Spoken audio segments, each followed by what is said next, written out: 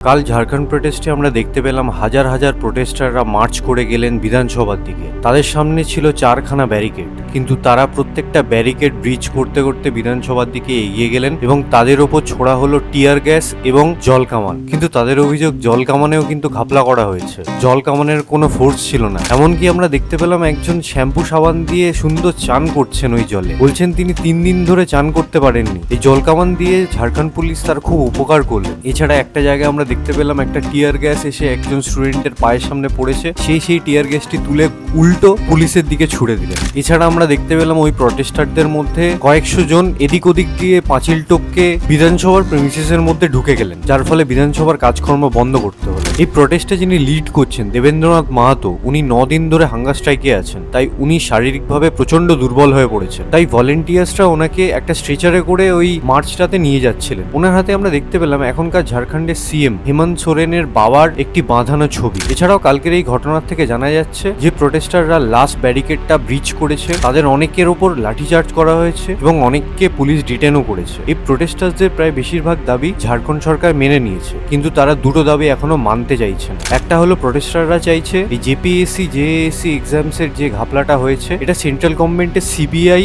Investigate করুক, এবং দ্বিতীয় হচ্ছে জেপিএসসি সিজিএল এক্সামটা নতুন করে নিতে হবে, যেটা অলরেডি হয়ে গেছে। এরপর সরকার ঝাড়খণ্ড প্রোটেস্টারদের এই বাকি দুটো দাবিও মেনে নেয় কিনা সেটাই দেখার অপেক্ষায় আমরা রয়েছি।